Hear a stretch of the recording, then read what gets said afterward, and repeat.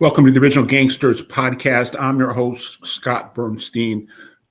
Today, we are going to discuss some breaking news out of Canada, and we're going to let you know what the current prevailing theory in law enforcement and from my sources on the street is regarding the murder late last month of Niagara Hells Angels motorcycle club boss Craig Truck McIlquim, who was gunned down on April 29th in Burlington, Ontario. He was leaving a meal with his family at a Mandarin Chinese buffet restaurant.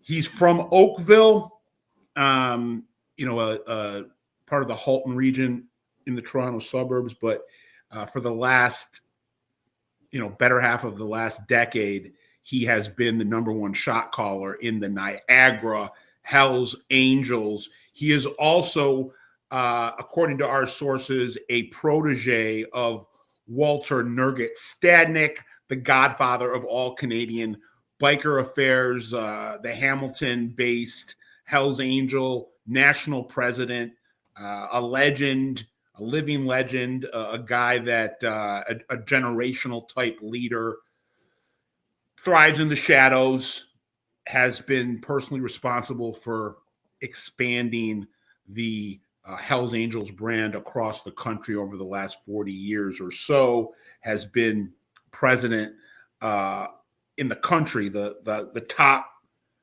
of the top Hells Angels boss in Canada since 1988. Truck McIlquim came up through the ranks of the Hells Angels as Walter Nugget Stadnick's bodyguard and driver, head of his security, before taking power in the Niagara chapter. We'll get into some of the politics around Niagara and Hamilton and how that crew in that region came to be and what the power structure is like. But here's what we're hearing. That McIlquim was murdered because of a dispute that he's having with the Sederno group, the Ndrangheta, the Calabrian Mafia in Toronto. This is a group we know that he's been connected to in the past. Back in 2019, when he was indicted in Project Hobart, the ultimately doomed Project Hobart case files in that, law enforcement documents, prosecutorial allegations linked both McIlquim and current Montreal Hells Angel power, Teflon Rob Barletta, to the Figliomini crew within the Sederno group. Sederno group is led by, maybe the most powerful Italian godfather. Definitely, I would say in line, on par with Leonardo Rizzuto up in Montreal is Jimmy DiMaria in Toronto, who is the boss of the Sederno group. And what we're being told is informants are alerting law enforcement, and we're talking to some guys on the street and in law enforcement. And right now it appears that this is what is most likely the motive behind Truck McIlquim's slaying. And it was very public. Like I said, it was done when he was leaving a family meal. McIlquim has a reputation of being very well liked, very respected, a guy that, although very intimidating in his, the way that he presents, that's how he got the nickname Truck. He's a guy that's known to have a big heart. He's not known to be a ruthless motorcycle club boss, more in the mold of his mentor Nugget, as somebody that is more stealth than a sociopath. And McIlquim is a guy that, by working with Nugget, had connections all over Ontario, Quebec, Manitoba, Alberta. He was a guy that was often used as a liaison or messenger for Nurgat Stadnik, based in Hamilton, and running the whole ship when it comes to the Canadian Hells Angels Nation. So, no arrests have been made. The investigations have been only going on now for about 10 days, but it's something that is pretty shocking at its face.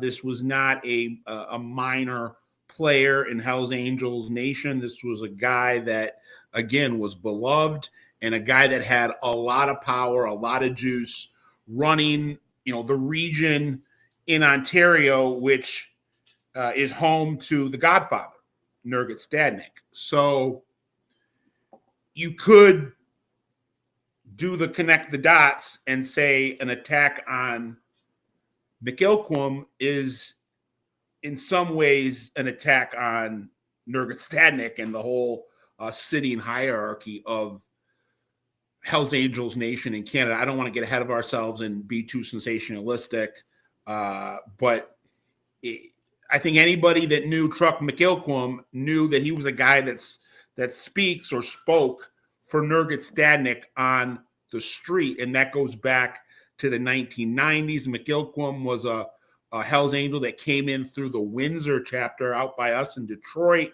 Windsor is the city that borders Detroit, Michigan, and in southern Ontario, and has been a place that Hells Angel have gained a foothold in, despite a lot of that area being outlaws territory.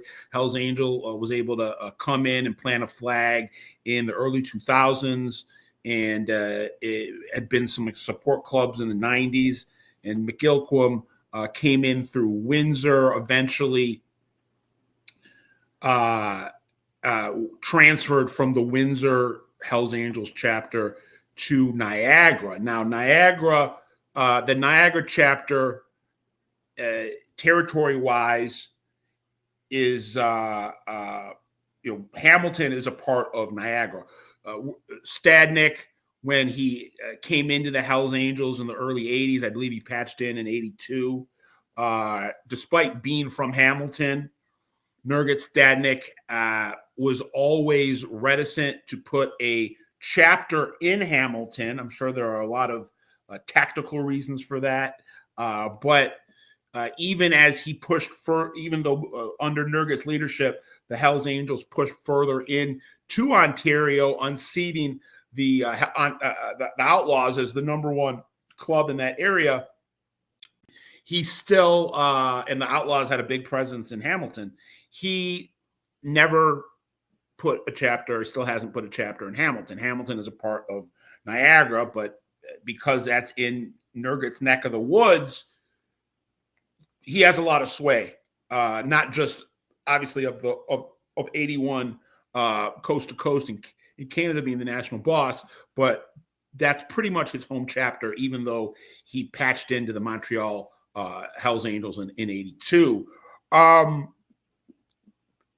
He's a guy that Nurgat, like McIlquim, or McIlquim learned from Nurgat how to politic, and Nurgat is really the consummate biker politician, a guy that went on a campaign of expansion, getting the okay from the Montreal mother chapter to go out and plant flags all across Canada. And he went to Alberta, and he went into Manitoba, and he went into Ontario, conquered Toronto in the early 2000s, Saskatchewan.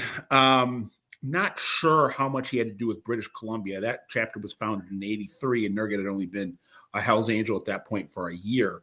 But nonetheless, Nurgat was somebody that brought a lot of cachet to the brand when he eventually made his way in. Originally, and we're going to have a video coming out in the next couple of days about the history of the Ontario Hells Angels and a little bio on Nurgat, so I don't want to get too far down that rabbit hole. But Um, he came from the Wild Ones and the Cossacks, and kind of recruited himself into